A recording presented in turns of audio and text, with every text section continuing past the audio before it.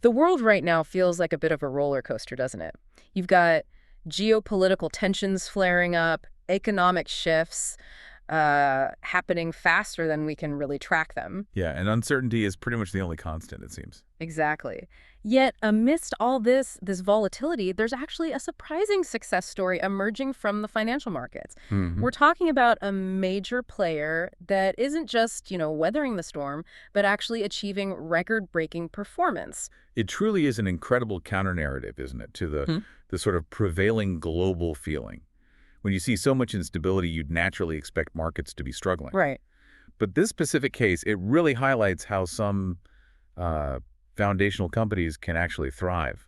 They're providing essential services in these, well, highly uncertain times. And that's exactly why we're here today. Welcome, everyone, to the deep dive. Glad to be digging in. We've got a stack of fresh sources today, specifically the latest earnings call and the financial filings from CME Group. Yep, hot off the press. And our mission, it's simple. Cut through all the noise, get to the most important nuggets of knowledge for you, the listener. Think of it as your shortcut, maybe, to understanding a critical piece of the global financial puzzle. Exactly. So over this deep dive, we're going to unpack CME Group's Q2 2025 results, Yeah. which were historically strong. Really strong. And then we'll pivot to look at the unexpected forces that are actually driving this success. We'll look at their strategic moves, capturing new markets, and ultimately what this all means for managing risk in today's, well, incredibly unpredictable world. It's a fascinating look at how chaos can kind of ironically create opportunity for those providing the right tools. Mm-hmm. Okay, let's unpack this then. Imagine a company not just surviving but thriving in this global chaos.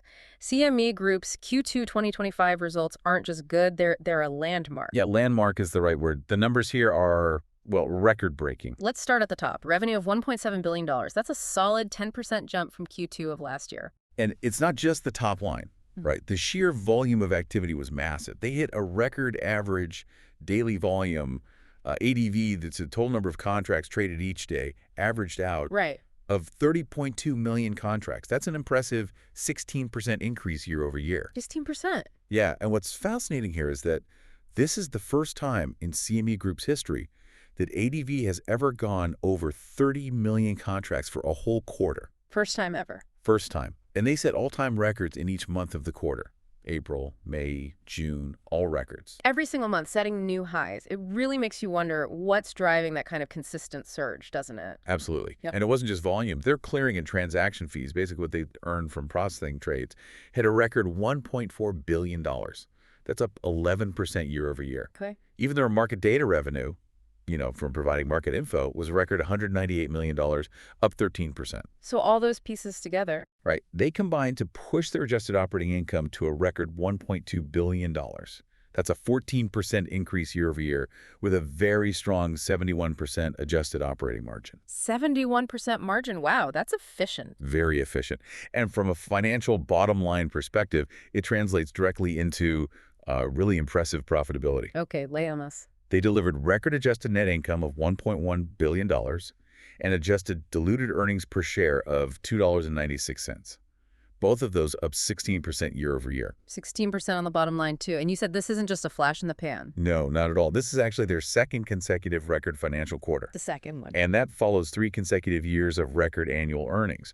So this really demonstrates a pattern, sustained growth even in this volatile landscape. It reinforces that CME isn't just riding market waves. They're kind of becoming the essential toolkit for navigating them. Exactly. So what does this all mean for you listening right now? These aren't just abstract numbers about some financial giant. What they truly tell us is that there's a growing global need for, sophisticated risk management in the face of all this uncertainty. The data clearly shows that clients, everyone from individual traders up to massive institutions, they're increasingly choosing the transparency and capital efficiency of centrally cleared benchmark products to navigate these choppy waters. Yeah, I mean, CME is becoming even more indispensable, really. Indispensable, that's a good word for it. And that's precisely the core insight, I think. The forces behind this momentum are quite interesting because what you might perceive as, macroeconomic headwinds. Things that should be bad for business. Right. They're actually acting as tailwinds for CME Group. Their CEO specifically highlighted how Heightened headline risk and macro uncertainties are driving demand for their services. It's almost counterintuitive, isn't it? The more chaos there is, the more people need these tools to manage risk. Exactly. But why is CME Group specifically positioned to capture this demand? What's unique about their offering when things are so volatile? Well, that's a great question. CME benefits because they provide the actual infrastructure to manage that chaos, right? Okay. The CEO pointed to record levels of debt, not only here in the United States, which we know about, but increasing levels of debt throughout Europe now. He specifically mentioned the UK government having to issue even more debt, saying these levels are unprecedented. Unprecedented government debt levels. Yeah. And this isn't just about managing current risk. It's about anticipating these big systemic shifts where even governments are desperate for hedging tools. Yeah. It really cements CME's role as like essential financial plumbing. Beyond the debt, unfortunately, geopolitical tensions continue to play a big role, too. Sadly, yes. The ongoing unrest between Russia and Ukraine and between Israel and Palestine and the West Bank, those were mentioned as situations that can impact multiple different asset classes. Right. So that creates a strong need for hedging and risk mitigation across all sorts of markets as people try to protect themselves from unexpected shocks. Exactly. And then there are tariffs. Tariffs. Yeah. Anticipated and implemented tariffs are creating, quote, short and long-term dislocations in markets and also cost basis differentials. Okay, what does that mean in practice? Well, this complexity means more activity, especially in options trading, as market participants try to price in and manage these new, often unpredictable costs.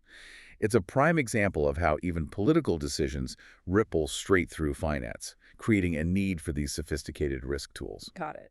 And what's fascinating here, you mentioned this earlier, is that this strong volume growth wasn't just in one area. No, not at all. It was broad-based, with year-over-year increases across all 6 asset classes that CME Group operates in. All 6. All 6. In fact, interest rates, agricultural commodities, and metals all achieved all-time quarterly volume records. Wow. Overall, financial products volume was up 17%, and the commodity sector volume grew by 15%. That's really impressive diversification and growth. It really is. And we're also seeing what looks like a continued risk-on environment. That's evidenced by the growth in open interest. Remind us what open interest is again? Sure, it's the total number of options or futures contracts that haven't been closed out or exercised yet. Basically, positions still open on the books at CME. Okay. That was up 7% from Q2 last year and 10% just from the end of 2024. It indicates traders are taking more active positions. And get this, new records were set in large open interest holders in both interest rates and crypto futures. Meaning the big institutional players are getting more involved. Exactly. Big players are increasingly relying on CME for these specific markets. And that strong growth, it extends globally too, which is really key, isn't it? Absolutely key. They reported their highest ever quarterly volume from their international business, averaging 9.2 million contracts per day. 9.2 million outside the U.S. Per day. Yeah, that's an 18% increase from the prior year. Yeah. This growth was led by EMEA, that's Europe, the Middle East, and Africa. They hit a record 6.7 million ADV, up 15%. Okay. And APAC, the Asia-Pacific region, saw a massive 30% increase, hitting 2.2 million contracts per day. 30% Asia-Pacific, that's huge. It really is. And this international strength, they said, was driven by growth across all asset classes and customer segments. It truly reflects CME Group's deep integration into global markets. So it highlights that this demand for robust risk management tools, it's a global thing, not just one region. It's a global phenomenon, yeah. And CME is positioning itself right at the center of that global need. So given all this growth, where are they looking to expand next? This is where it gets really interesting, I think. The rise of the retail trader. This has been a big focus. Yeah, CME Group has been putting a lot of effort here, and it seems to be paying off big time. In Q2, get this, over 90,000 new retail traders participated for the first time. 90,000 new traders in one quarter. Yep, a 56% increase compared to the same period last year. That's just a massive influx of new blood into the futures market. Wow. And these new customers, they significantly contributed to what CME calls their micros ADV record, right? That's their suite of smaller, more accessible futures products. Exactly. 4.1 million contracts average daily volume in micros.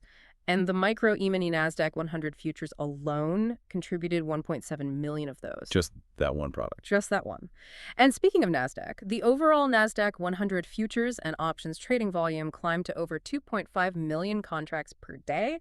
That's up 22% year over year. Yeah, the NASDAQ products are incredibly popular. And they're really solidifying that relationship, too. They just announced a 10-year extension of their exclusive license for the NASDAQ Q100 and other NASDAQ indexes, all the way through 2039.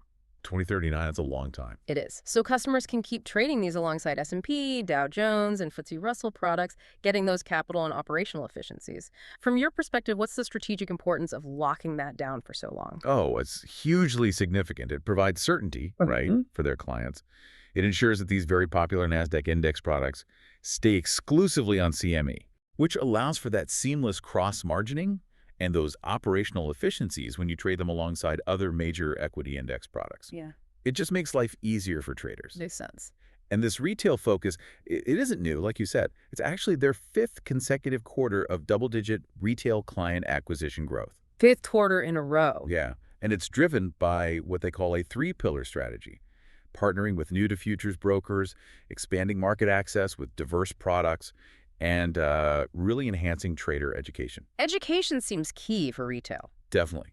They held over 100 client events just in Q2, and they launched a new trading simulator on July 12th. And this strategy is clearly working because you see retail traders now accessing far more than just our microequity suite. Right, they're branching out. Yeah, we're seeing gold futures trading among retail up over 37%. Micro Bitcoin up 94%. 94%. And Micro Ether up an astounding 212%. That really shows diversified engagement across different asset classes. It proves retail traders are getting more sophisticated, I think. Absolutely. They're not just sticking to one thing. Now, beyond empowering the individual trader, CME's vision also extends to, maybe more quietly, revolutionizing how big institutions do business. Okay, like what? Let's look at their latest innovations. Take FX Spot Plus, which they introduced back in April. Right, I remember hearing about that. It combines spot and futures FX markets. It's already reached a single-day volume of $2.7 billion and attracted nearly 50 entities. 50 firms already. Yeah, including, quote, a few dozen banks that have not previously interacted with our FX futures market. So they're bringing in new players. They say it's improved market quality and is significantly additive volume. It's quite an elegant solution, bridging two markets that were historically pretty separate. Okay, interesting. And on the fixed income side? They're launching BrokerTech Chicago.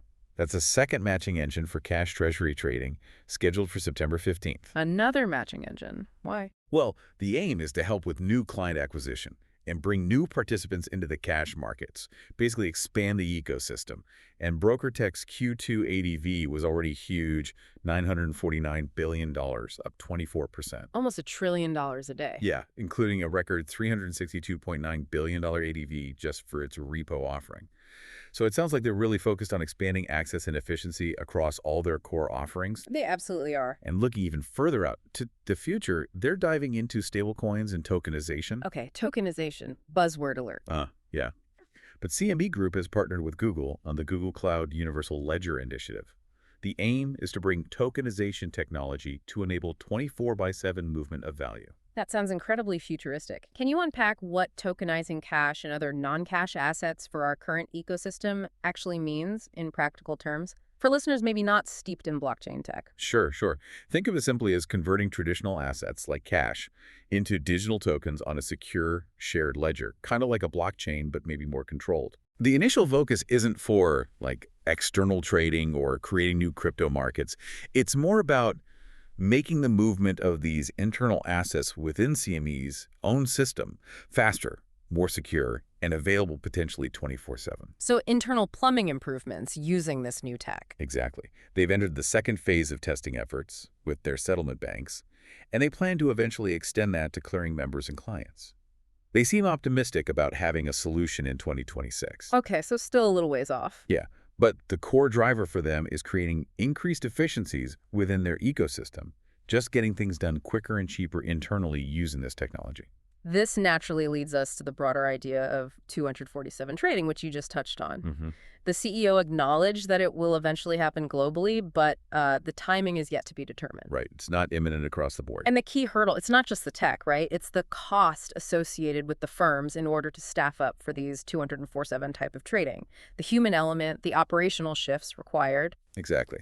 He noted that some asset classes are more in that realm already, specifically mentioning crypto, where the cash market, already operates 24/7. Sure.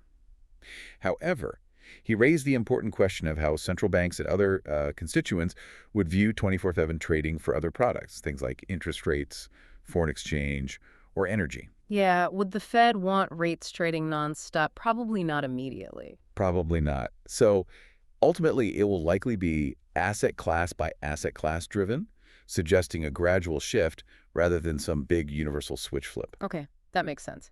Now, these ambitious plans and these really impressive growth numbers, they naturally beg the question, how healthy is CME Group financially? Let's pull back the curtain a bit on their capital strategy. Yeah. There was some unexpected good news on expenses, actually. CME Group now expects total adjusted operating expenses for the year to be about $1.635 billion. Which is lower than before. Yeah, it's $15 million below their prior guidance. That's a nice little surprise for investors. It certainly is. And this reduction, they attributed it to a refinement of our views on the spending on the Google migration. Getting smarter about cloud costs. Essentially, yeah. Optimizing how they spend as more applications move to that cloud environment, and also being a bit lighter on the professional services overall. It just shows prudent expense management even while they're growing and investing significantly. Good discipline. Now, when it comes to capital deployment, how do they handle that? They maintain a variable dividend structure and an opportunistic share repurchase program. Okay, variable dividend, meaning the payout can change. Exactly. It can change based on their earnings, which gives them flexibility. And they still have nearly all of their latest share repurchase program available, almost $3 billion remaining on the $3.0 billion program approved last December. So they have firepower for buybacks if they choose. They do. And they've returned a significant amount to shareholders already. Approximately $3.0 billion in dividends paid just in the first half of 2025 alone. $3 billion in 6 months. Yep. And a whopping $29.1 billion returned since their variable dividend policy began back in early 2012. Wow, that's a lot of cash back to shareholders. It is. And regarding inorganic growth, meaning acquisitions or major partnerships, they said they always evaluate opportunities, but CME Group is, quote, choosy. Picky buyers. Yeah, they look at various structures like joint ventures or commercial agreements like that recent NASDAQ license extension we talked about. They're not just buying anything. They're looking for strategic fits that make sense. Right. Diving a bit deeper into the risk side of things, they also discussed a new soft minimum for cash collateral requirements that went into effect on April 1st. Okay, soft minimum. What does that entail? Well, the numbers first. Total collateral posted averaged $316 billion in Q2. That's up from $290 billion in Q1. There's more collateral being posted overall. Definitely. Of that $316 billion, cash made up $133 billion and non-cash $145 billion. Now, the interesting part is that the 48% cash posted was significantly higher than the 30% soft minimum. Ah, okay. So can you clarify what a soft minimum implies here? And why might clients post more cash than required, especially you mentioned with increased volatility? Exactly. So this soft minimum means CME has a recommended baseline for how much of that collateral should be in cash. Cash is typically seen as the safest and most liquid form, right? Unlike a hard minimum, which is strictly enforced, a soft minimum offers flexibility, but it signals CME's preference. Got it. The fact that 48% was cash, way higher than the 30% soft minimum, tells us clients are actively choosing to post more cash, probably as a more robust buffer against that increased market volatility we keep talking about. So it's a proactive step by their clients to make sure they're well covered in uncertain times. Exactly. A sign of caution, maybe. And it's important to understand, too, that CME Group generates investment income from this, right? They earn interest on the massive amounts of cash that firms post as collateral and guarantee fund contributions. Right. They don't just sit on it. No, and then they distribute a portion of that interest back to those clearing firms. So it's a key part of their financial model and actually a benefit back to their clients. It's kind of a self-sustaining ecosystem in a way. That makes sense. And just very quickly, to touch on a legal matter, they briefly addressed an ongoing trial related to some former floor traders and Class B shareholders. They basically just stated that they cannot comment on pending litigation and crucially, has not accrued anything to date for this, which reiterates their public stance. So no financial impact booked yet. Okay, noted. Finally, let's look at their average rate per contract, or RPC. That's basically how much revenue they make per traded contract. hmm It actually decreased slightly in Q2 to 0.690. Oh, interesting. Why would it go down if volumes are up and they even had a fee increase? Good question. They clarified this is primarily due to two things: higher volume tier-based incentives. Meaning bigger traders get better discounts. Exactly. And higher micro contract volumes as a percentage of total volumes. Since micros have lower fees, more of them drags down the average. Ah, okay. Huh. So even though they implemented a fee structure increase on February 1st, 2025, the overall RPC decreased because of this mix shift and the volume discounts. Right. It seems a bit counterintuitive at first glance. But their strategic focus is pretty clear from their comments. We are not focused on growing RPC. We're focused on growing that revenue base and growing the opportunities that our clients have to trade. So prioritizing overall market share and client activity rather than just maximizing revenue per single trade. Exactly. It's a significant long-term play. Grow the pie, don't just focus on the slice price. Makes sense. Okay, so to recap our deep dive here, despite a global environment that seems frankly riddled with macro uncertainties and geopolitical tensions. A challenging backdrop, to say the least. Yeah, CME Group has demonstrated really exceptional financial and operational strength. And this isn't just luck. It seems driven by a fundamental and growing global need for effective risk management tools. Absolutely. And their strategic advancements. You look at retail engagement, international expansion, the tech innovation like tokenization, Yeah. efforts towards 24/7 trading. They clearly position them for continued relevance in this evolving financial landscape. They're adapting to how the world is trading and how it will trade. Right. They seem to be skating to where the puck is going, so to speak. Mm-hmm. And as we wrap up, here's maybe a final thought for you, our listener, to consider. In a world where risk and opportunity seem to appear in increasingly unpredictable ways, how will the growing sophistication of individual traders, combined with these advanced technologies like tokenization, how will that fundamentally reshape the accessibility and maybe even the very nature of financial markets in the coming years? That's a great question. Lots to think about there. Definitely something to mull over until our next deep dive.